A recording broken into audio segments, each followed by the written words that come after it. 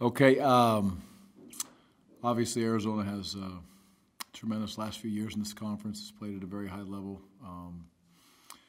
very solid team.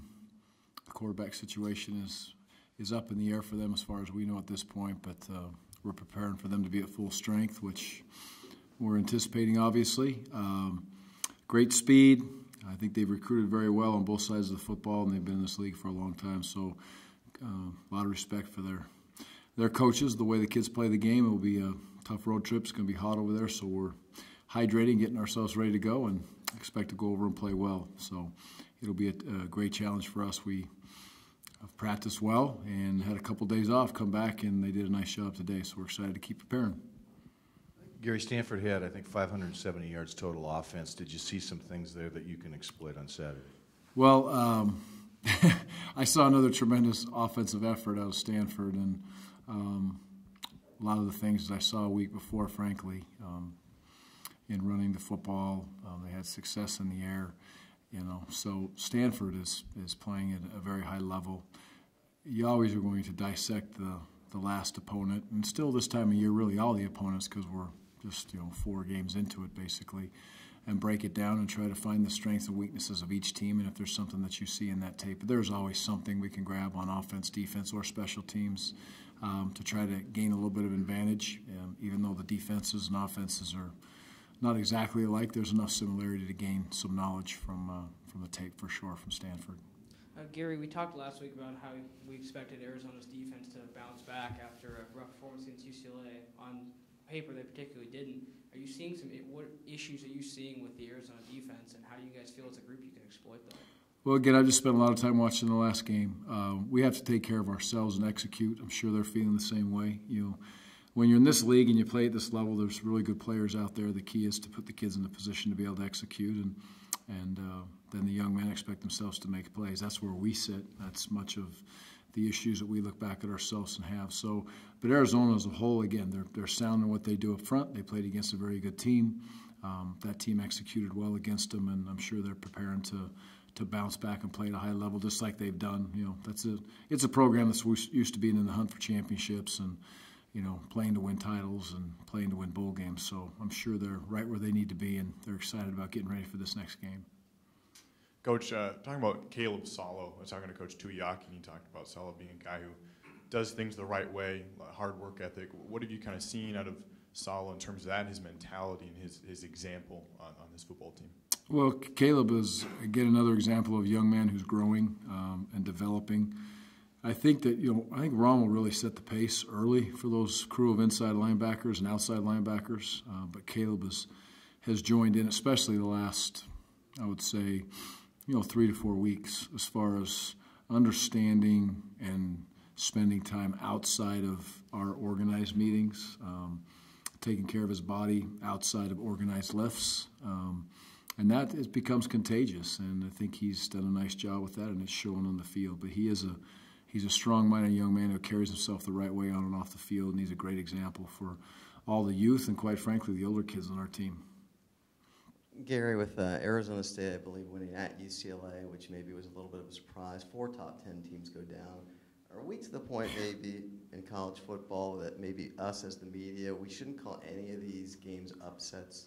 Well, I don't want to just say you guys. I'd say it's all of us. You look at college football, I'm in that boat too myself. There's obviously some surprising scores that come out of there. If you just, I guess, made whatever you want to say, a logical guess or what you thought was going to take place in those situations. And it is, there's so many different things that go into each week in each football game.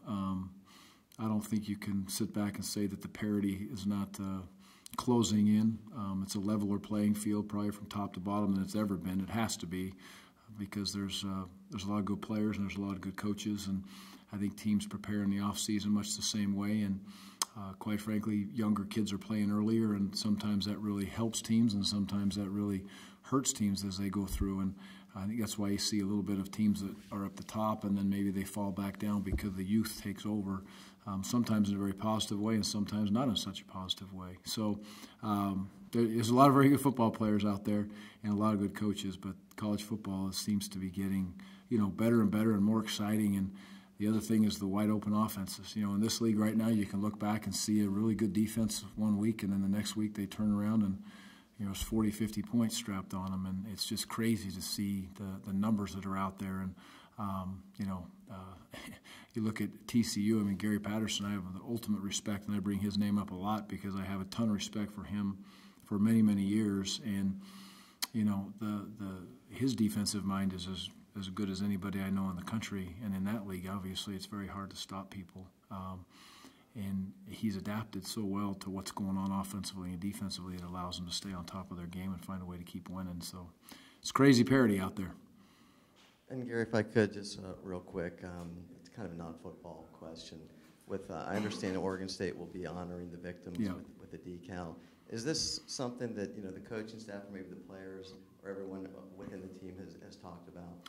Well, we haven't really sat down and talked about it. I think it's a great opportunity for us to, just pay respect, number one, but number two is it's a horrible, horrible thing, and it's happens too much. I don't have the answers of the situation, but when I was driving with my wife to the airport and we clicked on the radio, and all of a sudden we heard that was going, and it ruins your day. More than that, it ruins lives. It ruins everything. It just puts you in such a bad mindset. So anything we can do to, number one, to show respect and get it out there to see if there's something that we can do in those situations to prevent anything from happening. Not that we have the answers, but we're proud to do it, number one, and it's great that the university allows us to be able to do it. You talked after the Stanford game about sort of needing to solidify some things on defense. Number one, how do you feel like you did in that area during the bye week? And then now that you're about to face spread team after spread team after spread team, do you feel like now these are the offenses that your defense is really designed to stop? Well, I would hope to say that we would feel like we're designed to stop anybody when we play against them, and we had some struggles. That's in the past, and now we need to continue to move forward. What I like about what I see right now on the defensive side of the ball is Coach Sataki has really honed in on, what is our base. And sometimes it takes a little while to figure that out with kids on game day, with kids in practice, how kids grow, how they handle different spots, and the scheme that you're playing. And, I like where we're sitting as far as if we say right now we have a base defense against a spread team, we feel very good about that. Because of the physicality and the way that we handled things up front against those big physical teams, it was very hard for us to sit back and say, well, what do you want to call? It's nice to be able to say, let's line up in this. And I feel like we have the opportunity to be able to do that in the spread stuff, and I think Kalani and his staff feel the same way. So that's been a great foundation that we've tried to set in the last week and a half here of practice, or the last week, I suppose, of practice we've had, and we'll continue to do that as we move forward. Now the challenge is for the kids to just completely feel good that way and then take the next step into whatever that may be, whether it's a pressure or another type of a zone or playing some man coverages. You have to have change up against a team like this. If you just sit there on one thing, you're going to get picked apart and you'll give up 600 yards and probably 50 points. And to sort of play off of that, how much does it help that you're running a spread offense? And so, again, I know there's a lot of scout team stuff going on, but still the fact that you played against a mobile quarterback in the spring, in fall camp, when you guys go 11 on 11, how much does that help? I don't think there's any question it helps a lot to be able to go against a spread team. Just for instance, you guys saw the last 10 minutes of practice today. Half of those reps are designed to be at pace and half are designed to be a little bit slower, much like our offense plays. And it's really hard for a scout team to simulate that, if not impossible. They do their best and they work real hard at it, but if you're a huddle team and all of a sudden they have to do that, it's difficult. So it does help in preparation. On the flip side of that, when you want to go in and play a power team then or a big physical team, then it that base defense and sitting in there and banging away becomes a major emphasis. But right now it pays dividends for us to have a spread team versus spread team when we're practicing. We saw some of what Ryan Nall could do in that last game. Is he more heavily in your plans moving forward? Yes, Ryan is definitely has got himself in a position to be able to get the ball in his hands. I heard him in the interview when I walked by today when he was talking to you mention that he likes to think that it takes 3 or 4 guys to bring him down. So I love that mentality, right? That's what you want out of a kid, and he knows he's a big, strong, physical back. The thing about Ryan is he's faster than he's really shown on tape yet, and that's just because he hasn't got out into the open field. I think when he really gets out there in the open field, he's going to be able to show his speed and his physicality, and I'm excited to see him grow and develop. But the biggest reason for him getting on the field is Ryan's hard work. He is, he has had to learn a lot of offense. He's had to learn some of the Y position and the running back position, and then sometimes in an anchor position as a tight end. And as he's grown and developed, I think seeing the whole picture has helped him now really understand, oh, that's what the offensive line is doing. So it's a credit for a young freshman to walk in and say, I'm going to learn this, and I'm going to keep banging away at it until I get my opportunity. And then when opportunity knocked, he took advantage of it, and that will get him on the field more. It's great to see. Gary, back here. Yep. With Arizona's offense, what is their difference between Anu at quarterback versus Randall at quarterback? And I know you're preparing for both, but is it a little trickier to try and prepare for both, and just how different are they? Well, experience, number one. There's a lot of starts behind one young man. Another young man is a young kid coming in there and playing for his, that doesn't have as many reps behind him. But the offense doesn't change drastically for either one of them, but I would just say the experience factor and the ability to feel so comfortable within the offense. It's obviously he's started so many games. They're both good quarterbacks, but there's nothing like having experience at any position, but let alone the quarterback spot. Just the feel of understanding the rush lanes, understanding is it the coverages, what they're trying to do to us in certain situations, when to scramble, how to get down, all the things we're trying to see Seth continually grow. He's done a great job in a lot of games, and it's just different when it's a different young man in there.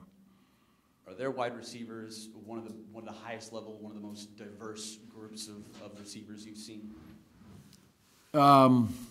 Moving through this league right now, I haven't studied everybody, but I'm sure we're going to run into a bunch of receiving corps that are very good. But I would say from top to bottom, is this the best receiving corps we've seen this year? Yes, and for a couple reasons. There's some 4 and 5 of them on the field sometimes, and they're all good receivers. It's a lot of times we played other teams this year, and they're spread out with tight ends in those receiving situations. But they have the big, tall kids that can go up and get the ball and do a great job of that. They have the kids on the inside that can make you miss. They'll get the running backs involved also in that situation in the empty sets. So I'm sure we're about to see a crew of these great wide receiving crews coming through here, but this is the first one, and they're very talented. They are. Coach, it came up earlier when we were talking with Seth about the 3-3-5 defense. When you are working with a young quarterback, what are you telling him coming off of a bye week, going up a defense that's based on deception? First of all, knowing their coaching staff, it's deception is definitely part of a defense, but we don't look at when we blitz it as deception or when we're going through things. That's the soundness of their defense is to cause confusion, and that's a sign of a good defense, in my opinion. How you get a quarterback ready to turn around and play in any situation, I'm never going to be a quarterback coach. I can't explain that one to you. It's not my forte to sit back there and have guys whistle around your head and throw the ball. That's not down my alley. But Coach McGivern and Coach Baldwin do a great job of getting them prepared to be in the moment. But it's just another transition to another way to play defense. And I have not studied that defense much within my career. We play some 3-3 things and do some different scenarios, but not exactly like those guys. And but these offensive guys have studied. I'm sure Seth will be ready to go. So it's not a great answer for you. I apologize. Coach, football history, I know people have different opinions about who innovated what or developed what, but Rich Rodriguez supposedly at Glenville State in 1990 kind of came across the zone read, I don't know, and really helped popularize it. So he has a very good understanding of it. As you study the evolution of zone reads, what they do and what other teams have done, what are your thoughts about where he is sort of in the history of that offense? I don't know. I've never heard that about Rich Rod, so I'll ask him and see if he tells me he invented it. I guess I'll have to ask him to tell me to prove it or something. But they do a great job of running zone read. It's been a big part of their package. You can tell they train it very closely within, and they recruit to it for the offensive line. Those zone running backs, the quarterbacks that can move themselves around. They're athletic up front, and that's one of the keys. If you're a zone blocking team, those offensive linemen, those tight ends, they have to be athletic kids that can get used to movement and locking up on movement. So they've done a good job of recruiting to it. But it is the base of their offense. It's if they say, hey, what's our core run play, I guarantee that's what they're going to say. And then as you study defenses, you've used that phrase. You said you studied Stanford's defense a lot through the years. And and Gary Patterson's. So are the defenses finding ways to kind of slow down some of these things, or we're still seeing games in the 50s and 60s? And so yeah, it's trying to slow it down. I think yes. Continually, I think throughout the country we see teams playing the pace better than it was when it first came out. It's still extremely difficult. It's just so many kids being on cue in the right moment at the right time in such a short period of time.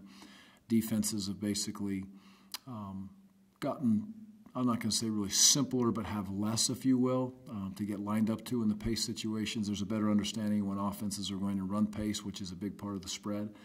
But from there, anytime you get in space, now all of a sudden, spread offense, ultimately at the end of the day, they want to get one young man in space with another young man. That is the goal, and they say our young man is a better athlete than your young man, and we're going to gain yards because of that. And that's a big part of the spread offense, and that's never going to go away. So it still comes down to, at the end of the day, recruiting to get into that spot and have the kids that can match up and play in those big spread offenses. And then it's no different when you get into a big physical team that wants to come in there and knock you off the ball. You can't have guys that can knock them off the ball. And that's what the championship teams have, is the ability, or the elite teams have the ability to take on the physicality that may come their way and yet the spread things that come their way. And that's, you look back at, I go back again to Stanford, who's the only team that we've played since I've been here. They handle both those very, very well week in and week out, and that's why they play such elite offense and defense so far this season. This is the first time you guys have gone on the road since the Michigan game. What do you hope that your players learned from that experience, just as far as handling it, that you'll apply this week? We're so similar really when we're at home or even when we're away. We get out, we take a bus ride, and then we get out of the bus and we're at home at the hotel. Here we just get on an airplane and go. So it won't be much different. It's a 1 o'clock kickoff, which is great. I think the challenge for these guys, past all that stuff, we've done everything now. We're guaranteed right now 53 more practices, and that's all we have as a football team together. And if we want it to be more, then we're going to have to win some football games. And I want them to be in that moment. There's nothing, there's distractions, traveling, not traveling, playing at day, playing at night, playing it hot. It's going to be hot, all this stuff. We have to be able to look past all that stuff and continually help them. But I think they'll travel well. They traveled really well the first game, and I think they will throughout the rest of the year. I really do. Yeah, to go off of the heat points, are you guys doing anything special to make sure the guys are hydrated and ready for, it's probably going to be pushing 100 degrees on the field? Yeah, it's going to be hot, it sounds like. So we'll definitely hit, the pretzels and the water and the Gatorade starting in the meeting rooms. We'll hit that tomorrow with them and keep them going. It's starting early is the key. It's not, hey, Friday, oh my goodness, tomorrow it's going to be hot. We got to hydrate tomorrow. That doesn't really help you. So we'll stay in the middle of it, keep the kids hydrated, keep reminding them, and then we'll force it down them as we go through to carry the water in the meetings with them. Just remind them again, responsibility. They need to take some responsibility, but we'll definitely do our part also with the trainers and the strength guys and coaches. And Gary, moving forward, how does the offense be consistent for all four quarters? Stanford didn't have very much rushing in the second half. The passing game was primarily. How do you be consistent across all four quarters? Well, it's just opportunity to make plays. When we're given those spots and we're given the creases in the run game, we need to take advantage of them, whether it's a running back. We need to do a good job of consistently physically blocking. And a consistent offense or a consistent defense boils down to making plays. There's going to be breakdowns on offense and on defense. There's going to be yards gained. There's going to be yards lost. The matter of the fact is consistency usually comes with a young man making a play when he's not supposed to, when he does something that's a great play. Some would say irregular, but I would say that's a great play, and that's what allows a team to be consistent is make those special plays. You're not going to 11-on-11 football. You're not going to win 11 battles and just pluck down the field in 4 yards or stop them every single time that they try to throw it or run it on the defense, and that works the same way on special teams. So consistency is built into practicing the right way. It's built into playing hard, playing physical, being tough-minded, understanding your assignments, and ultimately, when that even breaks down, some young men making some special plays. Coach, you spent a lot of time with Jason Thomas back in Wisconsin now here, and you obviously valued him enough to bring him to the staff here in Corvallis. What have you seen of his ability to relate to the players, to fulfill his role as the director of football operations, just his overall skill set that you value? Well, JT started way back with me at Utah State in my first year. He was just getting done playing, and he was involved in the academic side of things, and he became very, very valuable for us as we went through time, and I had the opportunity to have him basically run the academics for us. Then he was able to come with us to Wisconsin and did an absolutely tremendous job and working in a DFO situation, and he's done nothing more than get better since then. Now he walks into this position where he's, daily working with the kids, and that is his life. He has his family, he has his wife. That's most important to JT, but I promise you the kids in this program are a very, very close second, and he loves to direct kids and help kids, young or old, move in the right direction, and he's hard enough on them where he can tell them what's right and what's wrong, but he also is going to give them the correct answers to the test to be able to move in the right direction. So he's invaluable to our staff as a whole and to me. You mentioned Arizona throwing out 4 and 5 wide receivers a Mhm. lot. How important is this game for a guy like Devin Chappelle, and what have you seen out of him in the early season as he's progressed in the nickelback job? That's a great question. It's a great opportunity for Devin to be able to get into the limelight a little bit more. He's done a good job. He's been very solid. Now in this game, he gets in the nickel situation, and he's challenged a little bit on the end of the line of scrimmage at times. He's out in coverage man-on-man at times. He's, have to fold over the top in some coverages, and so he's got a lot on his plate, which is what a nickel does. And there's times when he's going to have to blitz. So it's all encompassing for him, and he has developed and he's accepted those roles well. I'm excited to see him play in this game. It's a great opportunity for him.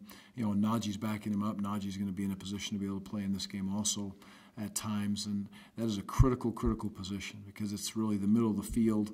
A lot of the places that they like to attack consistently will involve the nickel and how he plays and where he is involved in the game. So Devin is fun to watch play. He's a great kid, and we'll see how he handles this one, but I'm sure he's going to give it his all.